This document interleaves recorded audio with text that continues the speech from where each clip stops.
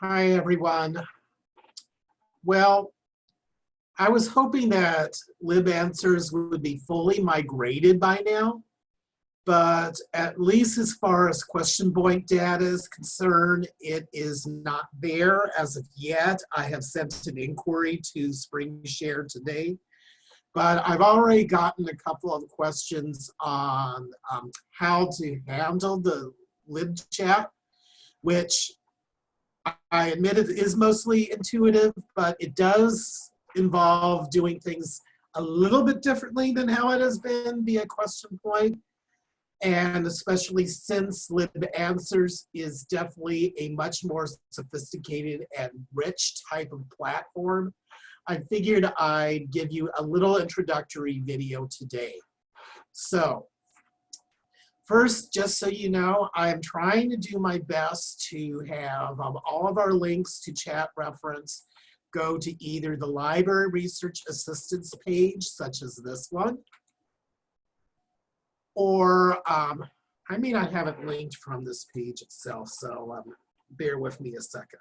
But I'm going to write it out. Chat with the librarian after libraryguides.chabotcollege.edu will take you to this page, which will simply have, you know, the simple form on one page itself.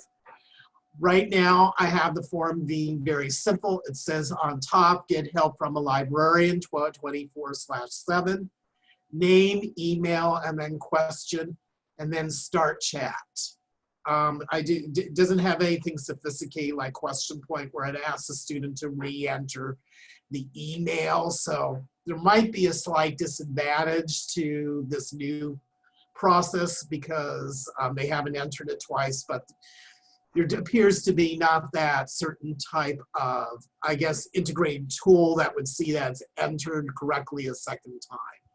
And anyway, it takes up space, and I figured I'd just make it that simple as that.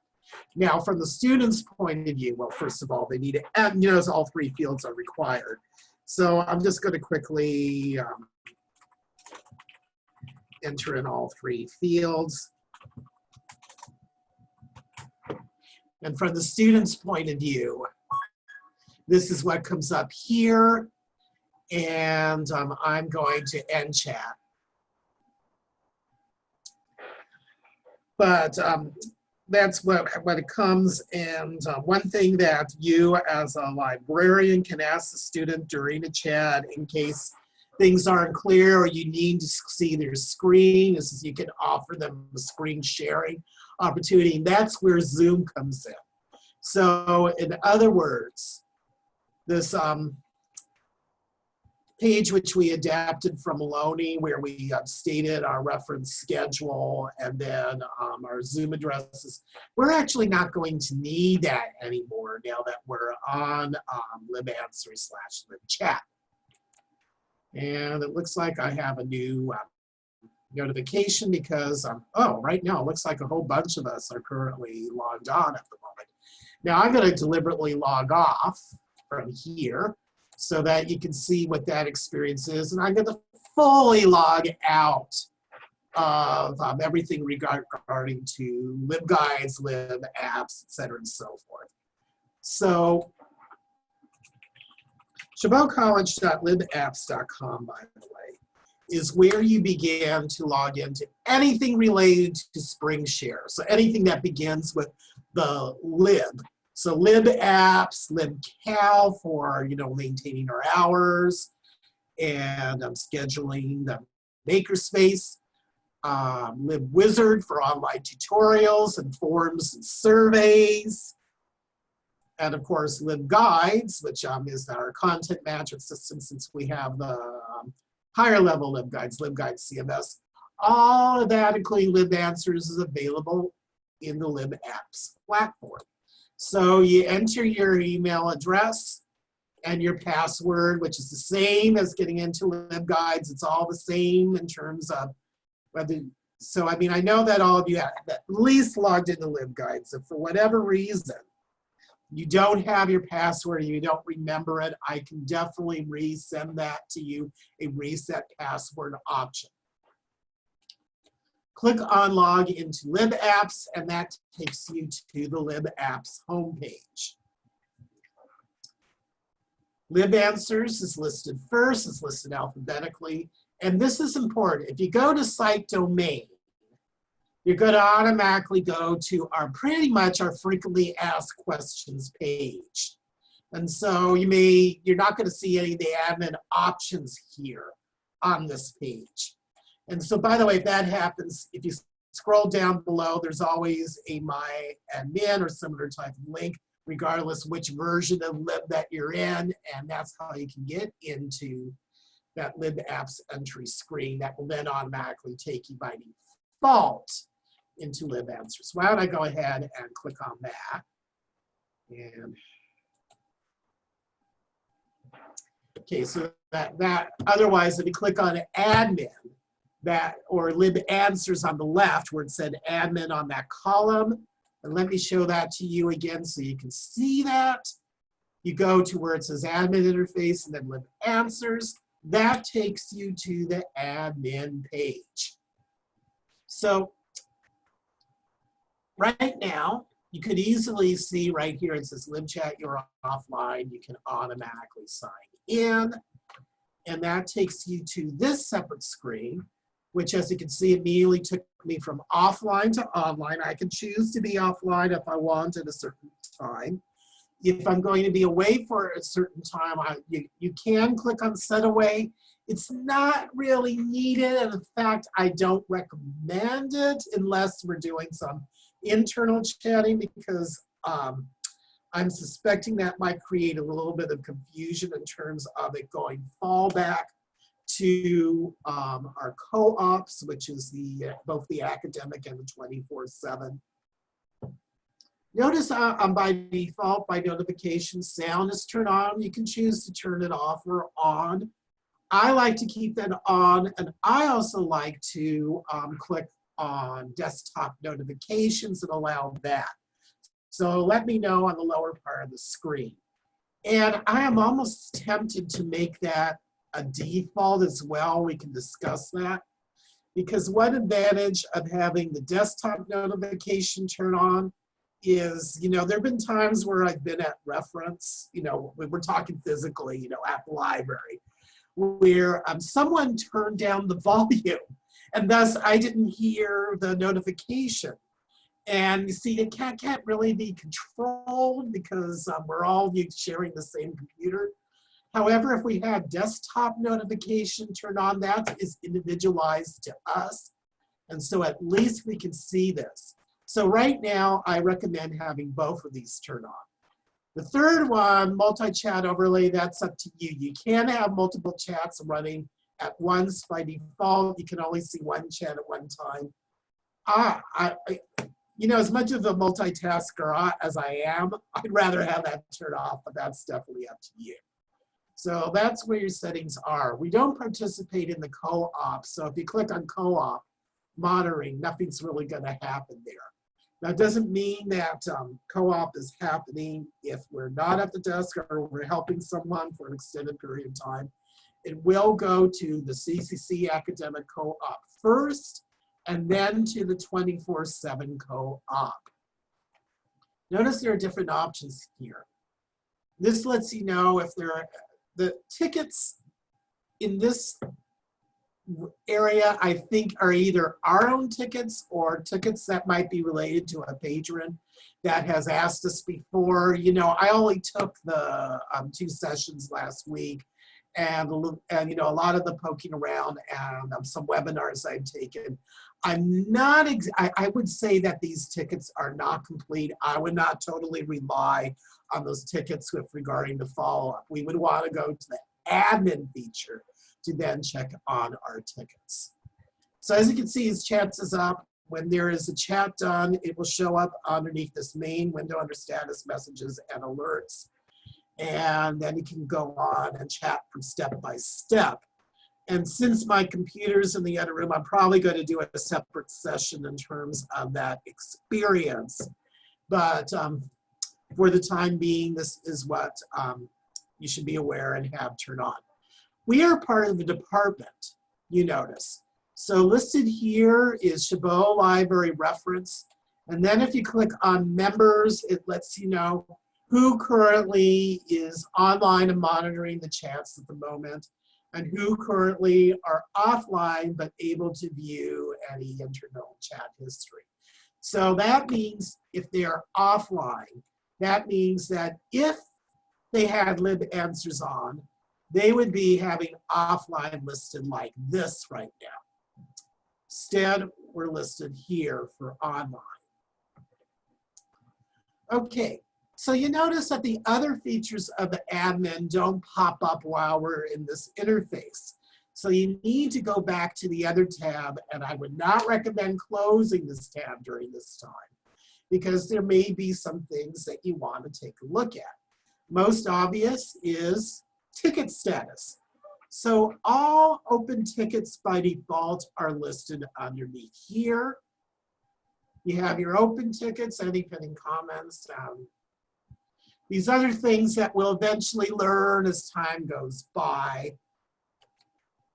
I'll have to even figure out what status post is, but I would recommend definitely watching the tutorial that's on the introductory to tickets to learn about that experience. But you'll notice that this is a very similar to how we handled all past transactions in question point.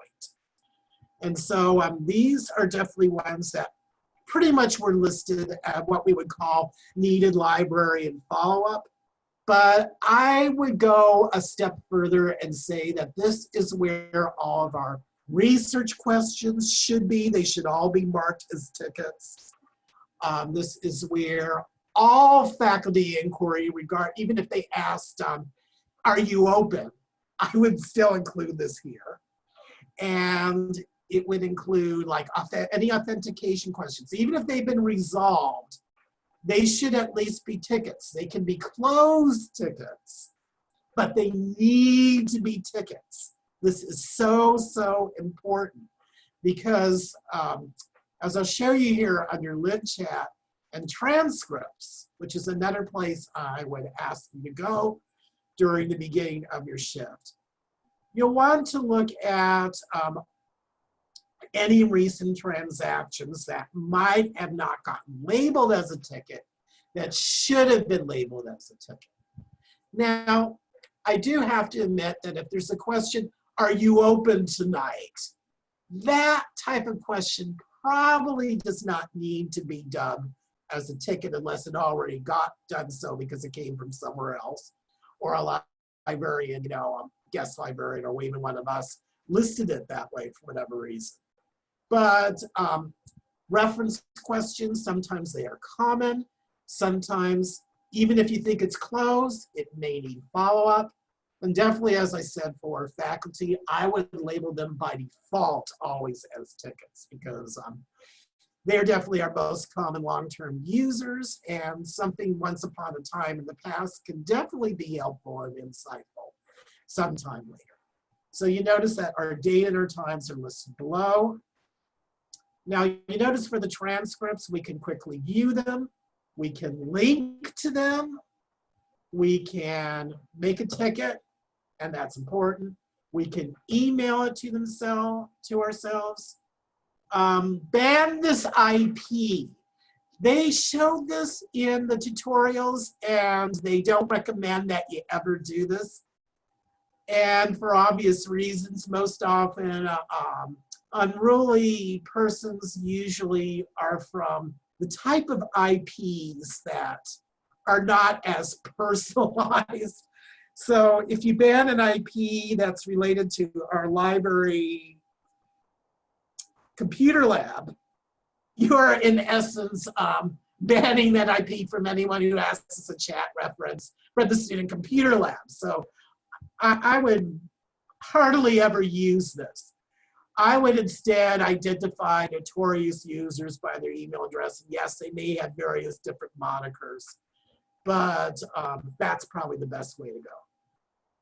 Another thing I rarely recommend that we use is delete transcripts. I mean, even if they're past tests, as all of them are here right now, I'd rather that they be in the history. I'd rather not have deletions happen. maybe for a obvious duplicate. And then even then, sometimes the duplicate question might, even for the same person, might have some certain implications. Notice here that we can create canned messages. Right now, there only is one. We should definitely come up with some more canned messages for various different instances. These other ones, we won't look at as often. You might want to glance to see if there's any missed chats, just in case you might want to follow up with someone if they sent an email. The one I just did, for example, did log in as a missed chat, so that's a good way to follow up with someone who we might have missed. Although, I don't think, let's see. That only goes to us. So yeah, see, I'm still learning as we're going. So unfortunately, we wouldn't have a way to follow up if someone suddenly closed up. Gosh darn it, I was hoping that would be an opportunity. Oh well, we're learning as we're going.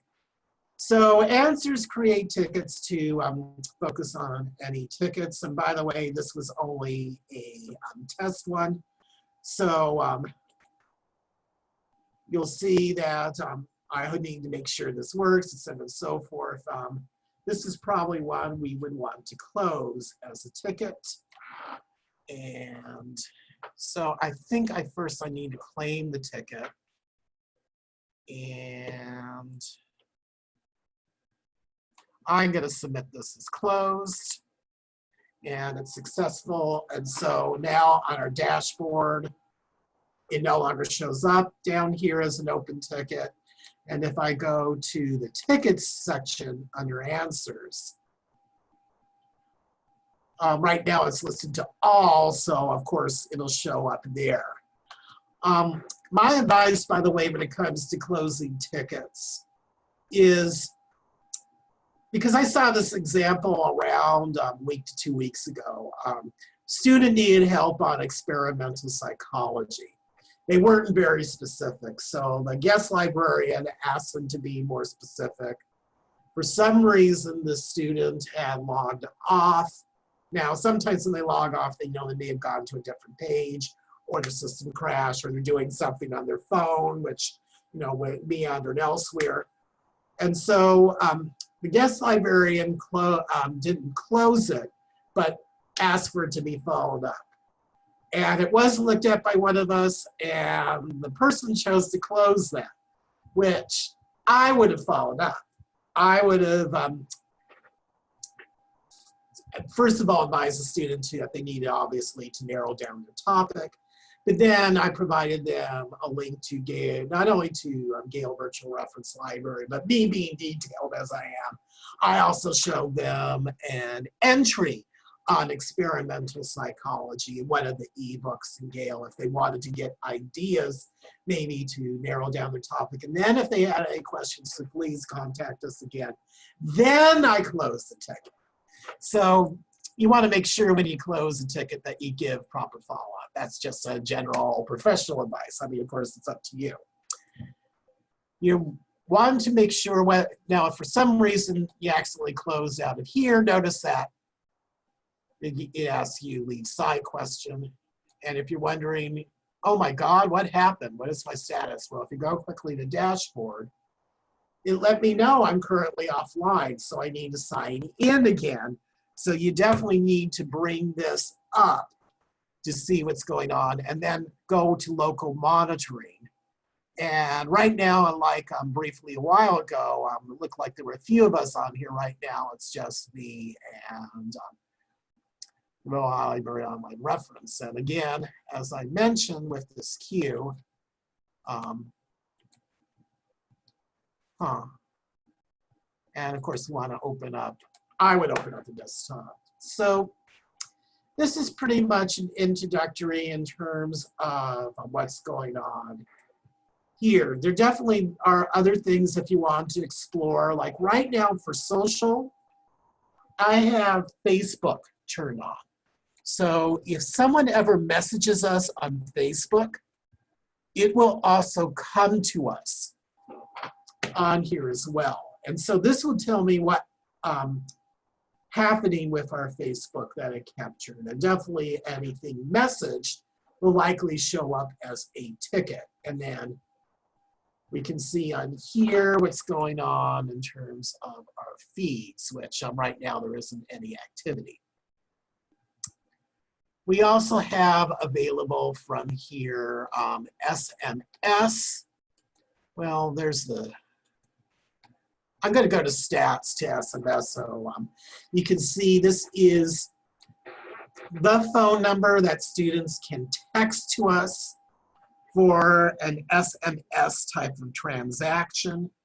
And I do have this now listed on our Contact Us page. Okay, I'm going to do a separate session about the chat reference experience by itself.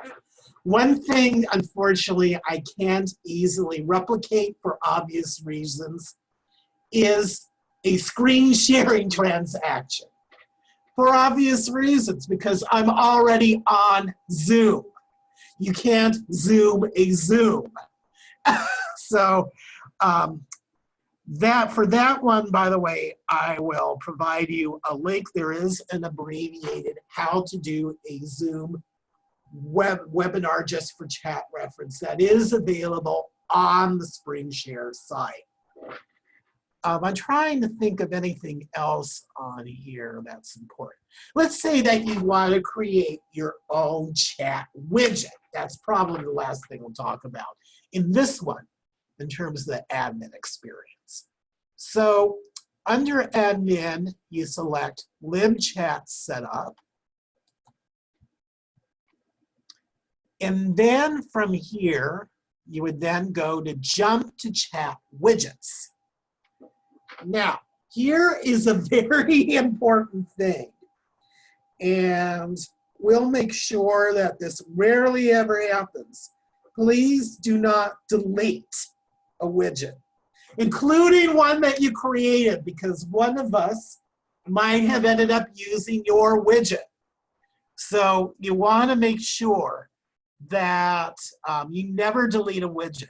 And this may be where the admin by default, which I guess right now for practically at this moment, for practically everything that's not related to Alma Primo, I guess this falls upon me. That right now I'm, I guess, the last word that would delete something. And I would definitely ask probably all of us before I would ever delete anything. That's for sure. Okay, so to create a new widget, you simply select Create New Widget, give it a name, so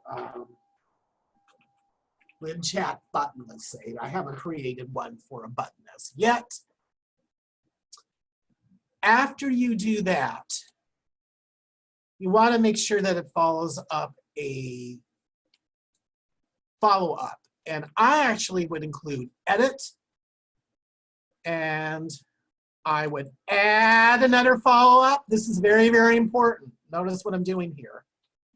And I would make the CCC academic first, and then add another follow-up. And we'll create academic global cooperative. And then select set. Notice that we can do it by departments within us ourselves. So if we ever decide to create a, say, a circulation department, we could have them as a backup. And then, you know, they can nag one of us if for some reason we weren't able to answer that yet, before it would automatically then continue on to a guest librarian. And that would be up to us if we want us to have that happen. So now we want widget types. So it gives us 4 different types. There's the in-page chat, which looks like, let me go to the databases page right now. Looks like this. We have the button pop out, which we don't have that created. But if you want to know what that looks like, it's supposed to just be a, oh yeah, here we go. It looks like this. We have the slide out tab, and I actually have pages that look like that. In fact, right now, the library homepage, not our regular one, but the one that we have now as our, what I nicknamed the splash page. And I'm probably also going to add this on our homepage, even though there's a separate link that goes to our assistance page, but that's what it looks like this. You click on that, and then that expands that. The button would do the same thing, by the way.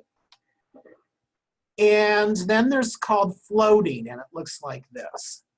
Now, one thing that's supposed to happen, but I have yet seen this happen, is unless you have the in-page chat, all these others will eventually expand to ask the students. So it's sort of like if you're on one of those regular vendor sites and a couple minutes later you notice, need any help?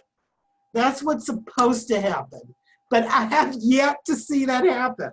So I'm probably going to inquire if that function actually works. I would think maybe it's because it's a pop-up feature, but I don't know. I'm thinking something else may be going on. So we make sure, you notice we have our Who Monitors widgets. There's our fallbacks. We have our widget type. We can create, some custom CSS if we want for a widget. And then down below, we have all of these different options. We can skip the login form if we want. Someone click ask and immediately boom, they're with us. I would not recommend that, by the way, but it's up to you and you can experiment with that. We can create different custom question fields. One of them I have, if you notice right now, there's only by default a name. So, I had one for email, I had one for question. And then down below, we have all these other options. We can upload a file. We can create, instead of this form, we can have a form we created come up instead. Provides, I wasn't kidding when I said how rich this type of interface is. There's all sorts of options. So let's say that, okay, I can't save this yet. I think I have to do something first. So let's say we want a button.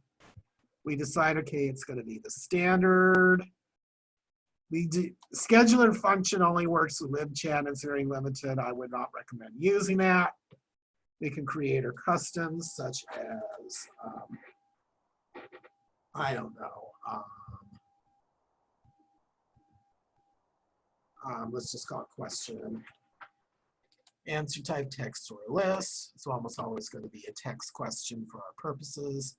There is an example of lists. For example, they show examples like if you want to select a department. I wouldn't even go into that beforehand. I'd rather that they just send us something there. And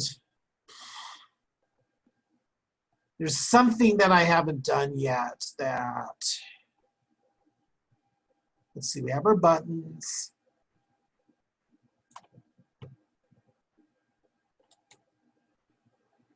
Okay, okay. I didn't even know that. Initial question. See, I'm still learning some things myself. Okay, for some reason, I'm not seeing, there's supposed to be a save button on the bottom, and then when I click on that, oh, there it is. It's down here. Okay, we click save. And when you save, it gives you the code. And that is what you want to copy and paste to then drop into your own area. Now, I am planning to consider, and I'm going to go ahead and delete this because I didn't do much with that. I don't think it's really ready. So I'm going to delete. This is going to be that rare instance. I'm going to delete it so it doesn't throw us off. But that's an example of creating a new widget for your own purposes. Otherwise, You can simply view widget code, copy that to get that. Or better yet, I recommend copy widget if you want to adapt it. And in most cases, if you want to create a widget, I would definitely recommend that. And then in edit widget, if you go to save, that gives you the code. And I'd rather go to that than the enter code, because then they divide it in 2 different points.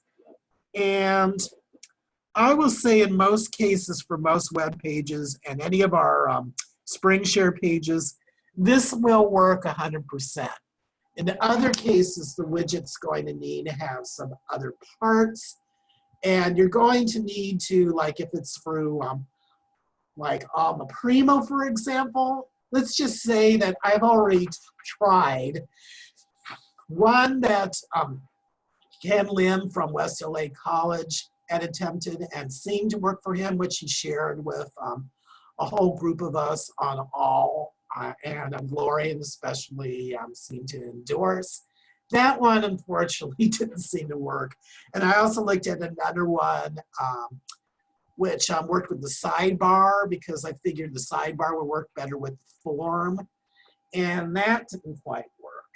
And what I used with EBSCO, it needed some tweaking. And what's nice with EBSCO is when I ask them, do you have an idea how it's tweaking? They will usually do the tweaking for you.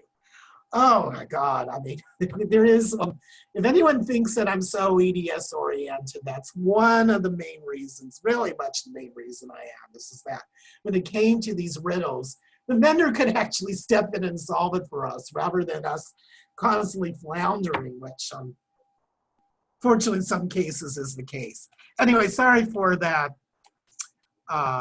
distraction, and definitely if you're not interested in the LibChat widget part, you won't need to see this part of the tutorial again. So I'm going to create a separate tutorial that just simulates the experience of going through what if we actually received a chat ourselves. And I need 2 different computers for that. But if you have any questions, please let me know. And I apologize for this being longer than I ever thought this would be. And I hope all of you to have a good day. Stay safe, everyone.